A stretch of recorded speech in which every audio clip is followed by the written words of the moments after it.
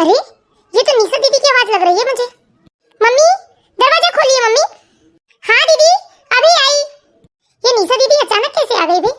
अभी आई दीदी। अभी तो पिछले हफ्ते आई थी दीदी। अरे भाभी क्या कर रहे हो, दरवाजा तो खोलो। क्या हुआ निशा दीदी, आप ऐसे अचानक कैसे आए हो? और आप अकेले, दामाद जी नहीं आए हैं साथ में? हाँ भाभी मैं अकेली आई हूँ, नहीं आए हैं ये मेरे साथ। और अब तो मुझे लगता है शायद ये कभी आएंगे भी नहीं मेरे साथ। ये आप क्या कुछ भी बोले जा रहे हो निशा दीदी, ऐसा क्या हो गया? साफ साफ बताइए मुझे। क्या बताऊं भाभी? अरे बताओ ना दीदी क्या बात हो गई? और आपको यदि आना ही था तो अपने भैया को कॉल कर देना था, वो आ जाते आपको लेने। क्या भाभी बड़े भोले हो आप, अभी भी नहीं समझे?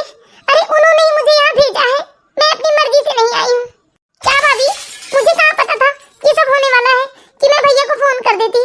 उन्होंने अचानक मुझे घर से बाहर खड़ा कर दिया। क्या क्या मतलब दीदी कि दामाद जी ने आपको घर के बाहर खड़ा कर दिया? हाँ भाभी उन्होंने कहा कि उन्हें मेरी जैसी लड़की की कोई जरूरत नहीं है, कि मैं जाके बस अपने मायके में ही रहूं। क्या क्या दीदी ये ऐसी अशुभ बातें मत कीजिए आप। भला ऐसे कैसे हो सकता है कि दामाद जी आपको छोड़ सकते हैं? लगता है उन्होंने गुस्से में कुछ कह दिया होगा आपसे, इसलिए मेरी बात मानो दीदी, आप दामाद जी की बातों को दिल पर मत लगाइए। और ये तो बताइए ऐसी क्या बात हो गई थी जो आप लोगों का झगड़ा इतना बढ़ गया? क्या भाभी खड़ी खड़ी ये सारी बात कर लेंगे क्या आप? मुझे बैठने भी नहीं कहा आपने। ओह सॉरी दीदी, मैं तो आपसे बात करने के चक्कर में भूल ही गई थी। आइए ना दीदी बैठिए बैठिए, पहले बैठिए आप आराम से, फिर बताइए क्या हुआ है। अब बताइए दीदी क्या बात हो गई है? क्या बताऊं भाभी, भैया ने अभी बुलेट खरीदी है ना, तो बस इसी बात से लेकर हमारा झगड़ा हुआ है। क्या? लेकिन इसमें झगड़े वाली क्या बात है? अब यही तो झगड़े का कारण है ना भाभी। कहते हैं ये तेरे भाई ने बुलेट खरीद ली, तेरे मम्मी पापा अपनी सारी दौलत बस अपने बेटे पर ही लुटाते हैं, तू भी तो उनकी बेटी है ना, तुझे भला कभी क्यों कुछ नहीं देते? और मैंने कहा ऐसी बात नहीं है, तो कहते हैं चुप कर, तुझे तो तेरे माँ बाप ने आज तक एक साइकिल भी खरीद कर नहीं दी है। हाँ भाभी बस यही बातें हो रही थी, तो मुझे भी तो गुस्सा आएगा ना उनकी बात सुनकर। मैंने भी गुस्से में उन्हें सुना दिया, कह दिया हाँ मेरे भैया अपने माँ बाप के इकलौते बेटे हैं।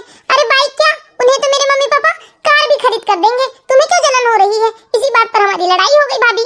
क्या इस बात से लड़ाई हुई है आप लोगों की? हाँ भाभी बातों ही बातों में बात इतनी बढ़ गई कि इनको भी बड़ा गुस्सा आ गया।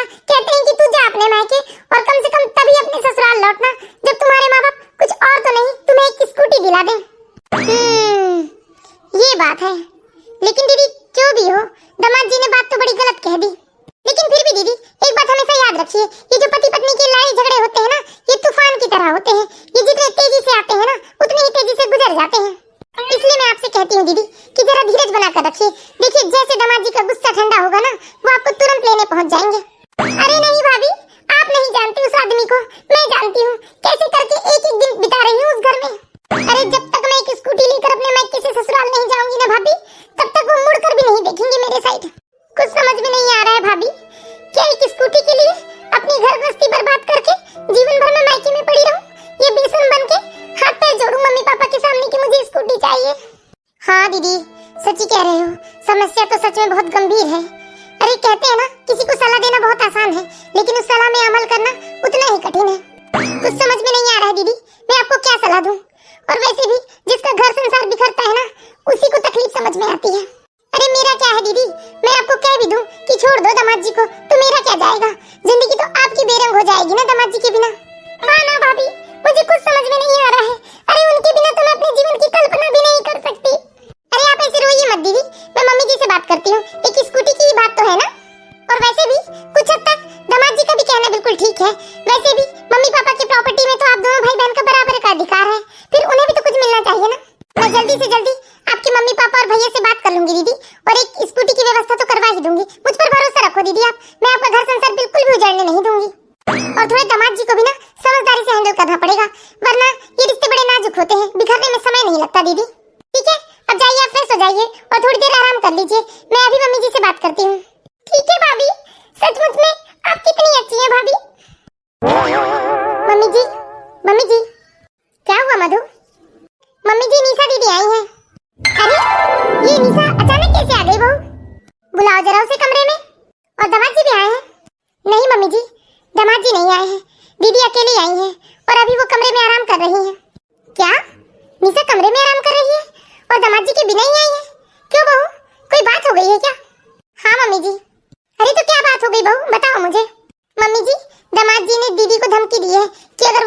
लेकर आएगी तभी वो ससुराल में रहेगी, वरना दामाद जी उन्हें छोड़ देंगे। क्या? ऐसे कैसे छोड़ देंगे वो मेरी बेटी को? अभी एक पुलिस कंप्लेन करूंगी ना तो पूरे परिवार को जेल की चट्टियां पिसवाऊंगी। हाँ, ये तो सीधे सीधे दहेज मांगना हुआ ना। हाँ मम्मी जी, आप बात तो बिल्कुल ठीक कह रहे हैं कि हम एक पुलिस कंप्लेन करेंगे ना तो पूरे परिवार को जेल की चट्टियां पिसवा देंगे। लेकिन जरा सोचिए मम्मी जी ठंडे दिमाग से, ऐसा करने पर क्या फायदा होगा? उल्टा दीदी का घर बिखर जाएगा। जरा ठंडे दिमाग से दीदी के बारे में तो सोचिए मम्मी जी आप। और वैसे भी मम्मी जी, दामाद जी की तो कोई ज्यादा डिमांड है नहीं, और एक तरह से वो सही भी तो कह रहे हैं ना। आप लोगों की प्रॉपर्टी में निशा दीदी और इनका तो बराबरी का अधिकार है ना, तो उन्हें एक स्कूटी दे भी देंगे तो क्या बिगड़ जाएगा बताइए? और मुझे तो लगता है मम्मी जी, मात्र एक स्कूटी दे देने से यदि निशा दीदी का घर बसा रहे तो मुझे तो लगता है कि हमें स्कूटी दे देना चाहिए। अब बाकी आपकी मर्जी है मम्मी जी। वैसे बात तो तुम बिल्कुल सही कह रही हो बहू, और हमारे पुलिस कंप्लेन करने से बात हमारे हाथ से निकल जाएगी और फिर बात इतनी बढ़ जाएगी कि कोर्ट कचहरी और इन सब के चलते बड़ी जगहसाई होती है, और हमारे हाथ कुछ नहीं आना है और बेकार में निशा का घर भी उजड़ जाएगा। इसलिए मुझे लगता है कि एक स्कूटी तो निशा को दिलवा ही देते हैं हम। जी मम्मी जी, मुझे भी यही सही लगता है। और इस तरह सुनंदा देवी जी अपनी बेटी का घर बसा रहे, इसलिए उसे एक नई स्कूटी दिलवा देती है, और स्कूटी पाकर निशा भी खुशी खुशी अपने ससुराल चली जाती है। ठीक है दीदी, अब तो दामाद जी खुश हो जाएंगे ना, और आप जब अगली बार आएंगे ना तो दामाद जी के साथ ही आना। ठीक है भाभी। फिर कुछ दिनों बाद निशा का फोन आता है अपनी भाभी को। वो कहती है कि वो दामाद जी के साथ मायके आ रही है, और निशा की नंद निशा की मम्मी को ये खबर सुनाती है। मम्मी जी, निशा दीदी का फोन आया था, वो दामाद जी के साथ आ रही है आज। चलो अच्छा ही है, जो भी बात है वो आमने सामने दामाद जी के साथ हो जाएगी। जी ठीक है मम्मी जी, मैं तैयारियां कर लेती हूँ। ठीक है मधु, कितने दिनों बाद मेरी बेटी खुशी खुशी मायके आ रही है, चलो मैं उसके लिए चलकर अनारसे बना देती हूँ, उसे अनारसे बहुत पसंद है। और इस तरह दोपहर के 2 बजे निशा अपने पति के साथ अपने मायके पहुंच जाती है। नमस्ते भाभी जी। आइए दामाद जी, स्वागत है आपका। और दीदी ये तो आपने बहुत अच्छा किया जो दामाद जी के साथ आई हैं। कम से कम इसी बहाने उनसे आमने सामने बैठकर बातचीत तो हो जाएगी। बातचीत? कैसी बातचीत भाभी? जाइए जी, आप फ्रेश होकर आ जाइए। हाँ निशा, मैं भी फ्रेश होकर आता हूँ। भाभी, आप ये कौन सी बातचीत की बात कर रहे हो? अरे हम भी तो पूछे दीदी, ऐसे कैसे उन्होंने एक स्कूटी के लिए आपको छोड़ने तक की धमकी दे डाली?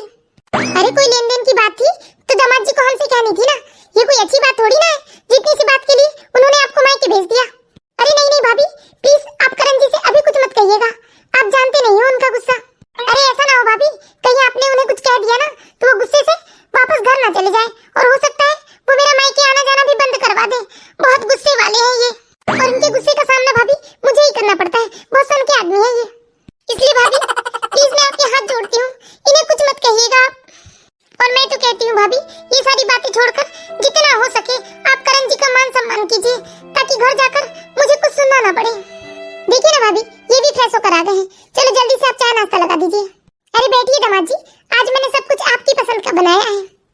जी थैंक यू भाभी। मम्मी जी नजर नहीं आ रही है भाभी? हाँ वो मम्मी जी ना मंदिर गई है, बस आती ही होंगी। सच में निशा, तुम्हारे मायके वाले बड़े ही खुशमिजाज हैं, बड़ा मान सम्मान करते हैं। लीजिए दामाद जी, आज मैंने आपके फेवरेट समोसे बनाए हैं। अरे इन सब की क्या जरूरत थी भाभी, वैसे भी आजकल मैं तो डाइटिंग पर हूँ, एक कप चाय से भी मेरा काम चल जाता है। मैं आपकी ननद को छोड़कर जा रहा हूँ, इन्हें खिलाइए आप। भाई ये क्या बात हुई, ऐसे कैसे बिना खाए जाएंगे आप? अरे नहीं नहीं भाभी, मुझे आज थोड़ा ऑफिस में जल्दी पहुँचना था, मैं तो बस मम्मी जी का वेट कर रहा था, अगर वो आ जाते तो मैं उनसे मिलकर चला जाता। कोई बात नहीं जी, जब आप मुझे लेने आएंगे ना तब मम्मी से मिल लेना आप, अभी आपको देर हो रही है, आपको चलना चाहिए। हाँ तुम ठीक कहती हो निशा। ठीक है भाभी जी, इजाजत दीजिए मुझे। ठीक है दामाद जी, फिर जरूर आइएगा आप। जी ठीक है भाभी। ठीक है दीदी, अब आप खाइए समोसे।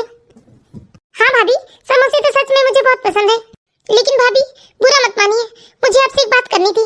हाँ बोलिए ना दीदी, क्या बात करनी है? किचन के बाजू में जो एक सुंदर सा शोकेस लगा है ना, वो मुझे आप दे दीजिए भाभी, मुझे अपने ससुराल लेकर जाना है उसे। अरे आप ये क्या बोल रहे हो दीदी? देखिए मुझे इन सब चीजों से कोई लगाव नहीं है भाभी, वो तो ये फ्रेश होने गए थे ना, तब इनकी नजर पड़ गई इस शोकेस पर, तो मुझे कह रहे थे वो कि आते समय ये शोकेस लेकर आऊं मैं। आप ये क्या बोल रहे हो दीदी?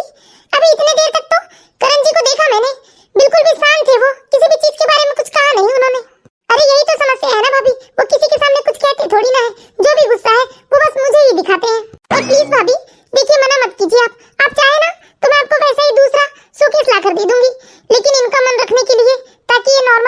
मेरे साथ, मुझे तो वो लेकर जाना पड़ेगा भाभी।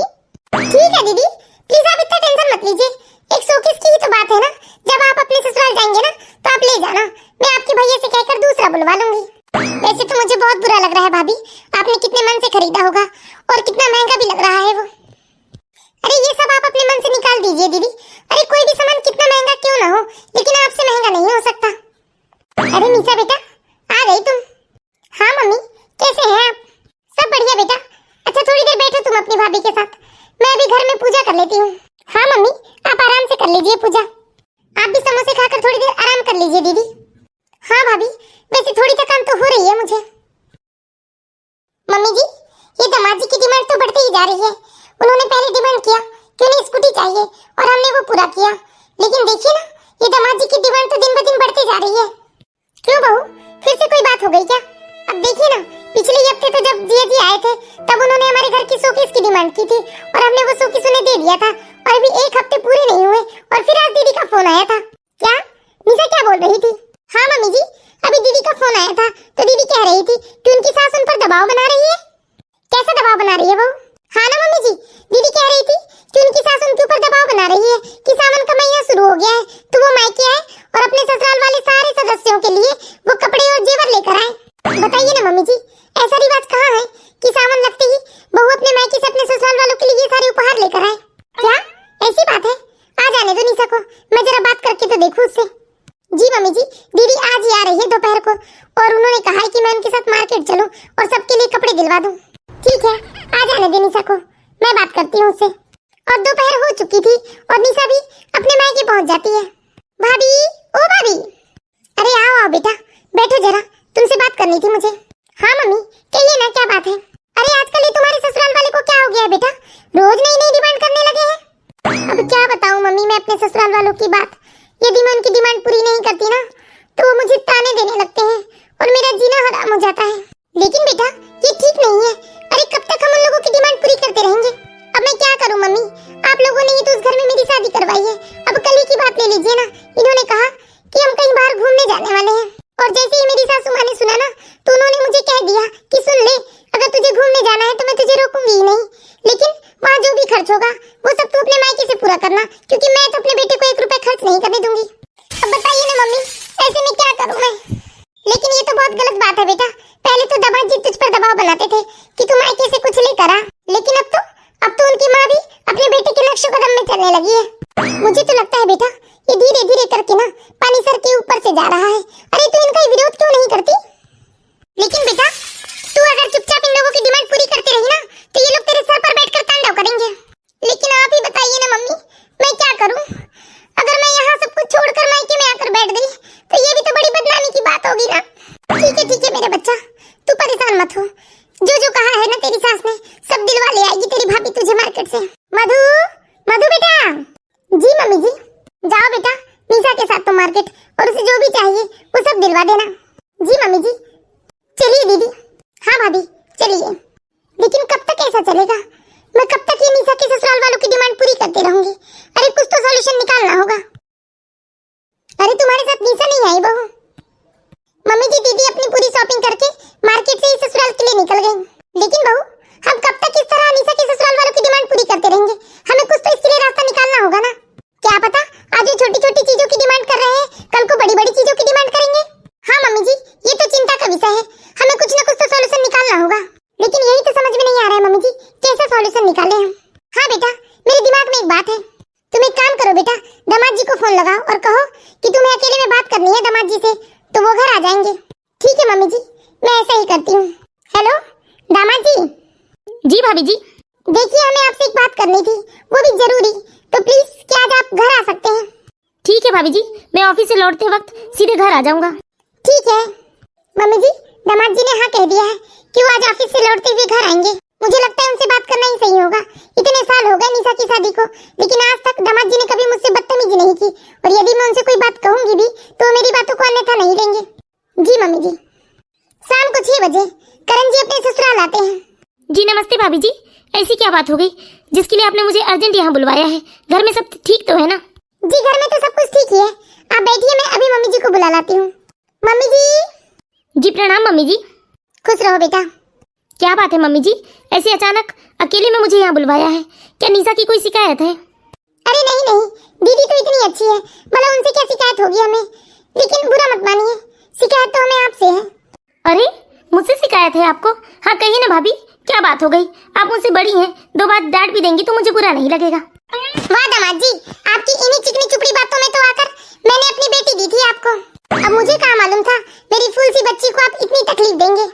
लेकिन मम्मी जी, मैंने आपकी बेटी को कौन सी तकलीफ दी है, जरा मुझे भी तो पता चले। अरे आपकी बेटी तो ठाट से रह रही है मम्मी जी ससुराल में, रानियों की तरह, भला उसे क्या तकलीफ है? अरे बस कीजिए दामाद जी, बेशर्मी की भी हद होती है।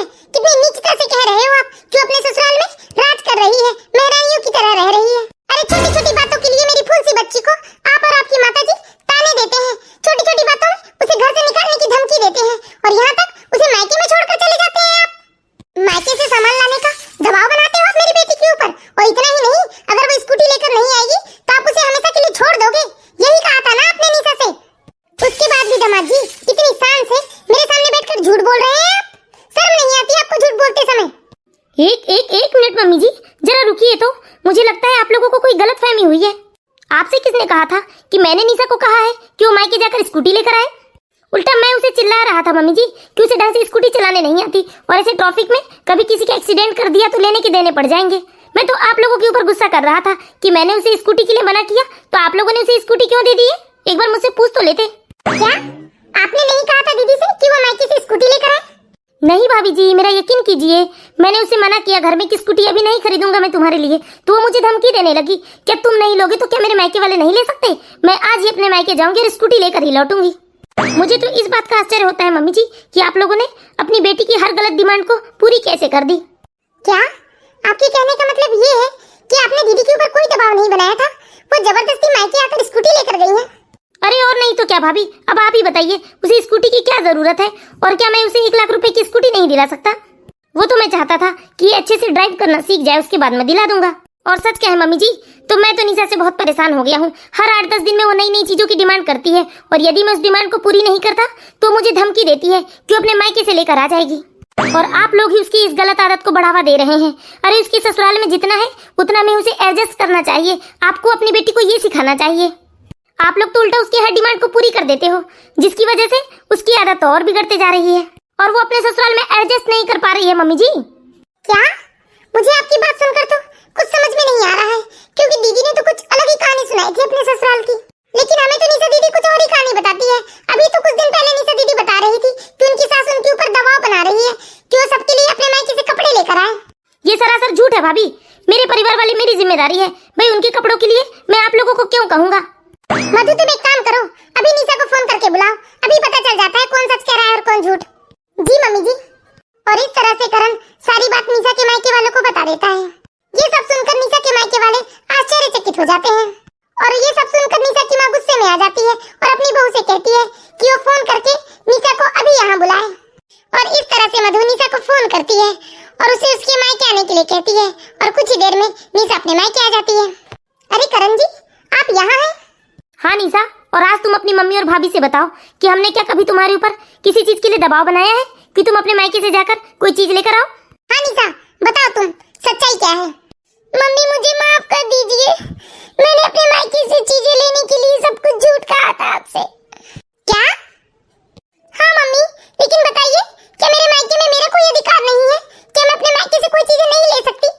क्यों नहीं बेटा, तेरा भी पूरा अधिकार है, लेकिन तेरा तरीका बहुत गलत था, और तुम्हारी इस नादानी की वजह से बेटा आज हमारे दामाद जी और समधन के बीच में कितना मतभेद हो गया है। और आज हमें ये सारी बातें पता नहीं चलती तो हम अपने मन में अपने दामाद जी और समधन के लिए बैर कर बैठे होते, और तुम्हारे ससुराल वालों के साथ हमारे रिश्ते हमेशा के लिए खराब हो गए होते। सॉरी मम्मी, प्लीज मुझे माफ कर दीजिए, आज के बाद मैं कभी भी कुछ ऐसा नहीं करूंगी मम्मी। सॉरी करण जी,